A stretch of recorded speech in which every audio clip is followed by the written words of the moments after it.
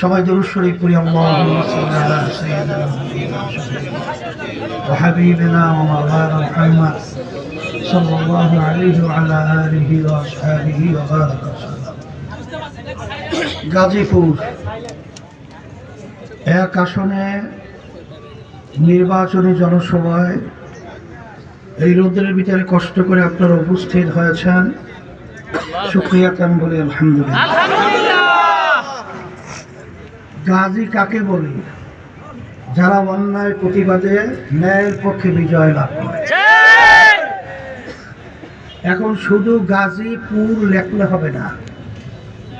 বর্তমানে বাংলাদেশ ৫৪ বছরে যেই নীতি আদর্শের মাধ্যমে চলছিল, সেই নীতি আদর্শটার মাধ্যমে আমরা দেখেছি এদেশের মানুষ যা চেয়েছিল তা পায় নাই।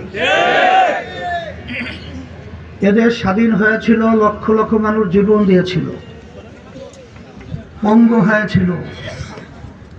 মূল তাদের মৌলিক 3টে স্লোগান ছিল: সাম্য, মানবিক মর্যাদা, ন্যায় বিচার প্রতিষ্ঠা।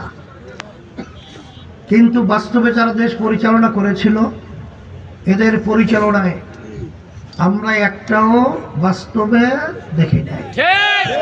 বরঞ্চ আমরা পেয়েছি এ দেশটা একবার দুইবার নয়, তাম দুনিয়ার মধ্যে চোরের দিক থেকে এরা 5 বার দুর্নীতিতে ফার্স্ট বানিয়েছে।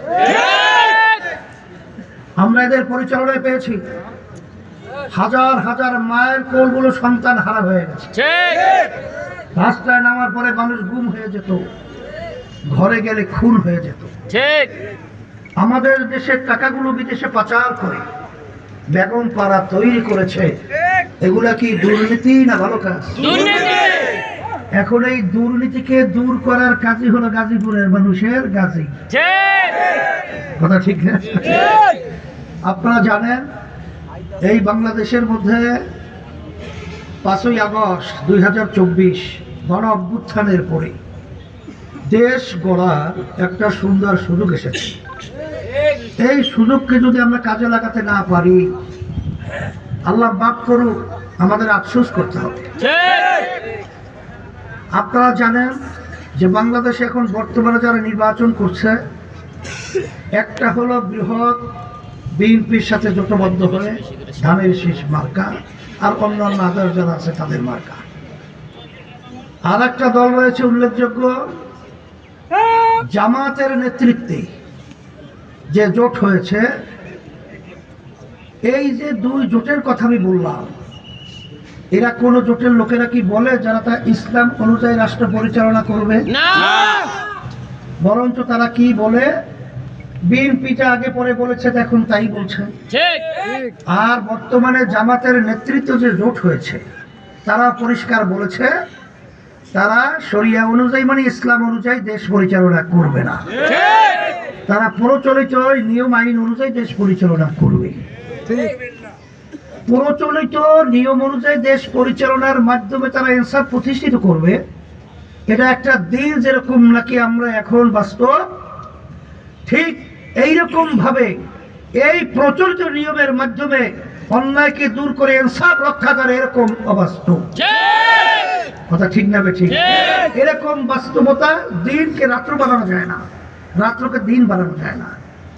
তা সেই হিসাবে একটু আগে আমার ছোট ভাই আবরার বক্তব্য রেখে গেছেন। আমাদের জিএম রুহুল আমিন আপনাদের সন্তান গুরুত্বপূর্ণ আলোচনা রেখেছেন। পরিষ্কারভাবে তিনি দুর্নীতির কথাই তিনি বারবার উল্লেখ করেছেন। আমরা কি বারবার দুর্নীতির মধ্যে নিমজ্জিত থাকবো না? এর থেকে বাঁচতে হবে। এই বাঁচার জন্যই বাংলাদেশে একটাই ইসলামের পক্ষের বাক্স, ইসলামী আন্দোলন বাংলাদেশে। তার প্রতীক হলো হাত পাখা। কারণ আমরা বহু নির্বাচনে বহুত লোকদের বিভিন্ন আমরা উন্নয়নের ফুল ঝুরি শুনেছি, আর নতুন ভাবে শুনে আমরা আর ধোকায় পড়ে আমাদের দেশকে ধ্বংস করতে পারি না। এই জন্য আমি সকল উদাত্ত আহ্বান জানাবো, আসেন দেশের কল্যাণের জন্য, ইসলামের কল্যাণের জন্য, মানবতার কল্যাণের জন্য, মানুষের কল্যাণের জন্য যদি পরিবর্তন করতেই হয়, আমি এখানে আসার পরে যেটা দেখেছি শুনেছি, সম্মানিত ওলামায়ে কেরাম আজকে তারা হাত পাকা প্রতীকের পক্ষে আন্তরিকভাবে আল্লাহর আমাদের কাজ শুরু করেছে। আজকে যারা দেশকে ভালোবাসে, দেশ প্রেমিকরা ইসলামী আন্দোলনের পক্ষে আল্লাহর আমাদের কাজ করা শুরু করেছে। আর যারা নাকি বিশেষ করে মানবতা মুক্তি চায়, দুর্নীতি মুক্তি দেশ চায়, তারাও কিন্তু হাত পাকা প্রতীকের পক্ষে আল্লাহর রহমতে কাজ করা শুরু করেছে। এই জন্য আমি আপনাদেরকে উদাত্ত আহ্বান জানাবো, আমি আপনাদের সামনে এসেছি হাত পাকা প্রতীকে ভোট দেওয়ার জন্য, অনুরোধ করার জন্য।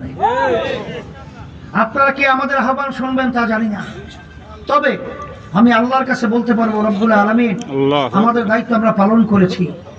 কে যাকে সাড়া দিয়েছে তা জানি না, সেই হিসাবে আমি আমার রুহুল আমিনকে, আমাদের অত্যন্ত স্নেহভাজন, আমাদের সন্তানের মতো, আমাদের কেন্দ্রীয় দায়িত্বশীল, তাকে শান্তির প্রতীক হাত পাখা আমি হাতে উঠিয়ে দিয়ে আপনাদের সামনে আমি আমানত হিসেবে রেখে দিই।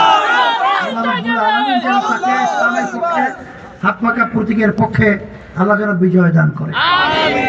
আর 3 আসনে গাজীপুরের আলমগীর হুসাইন, তার হাতে আমরা হাত পাখা উঠিয়ে দিয়ে আপনার জন্য আসন আমানত হিসেবে রেখে গেলাম। আল্লাহ কবুল করুন।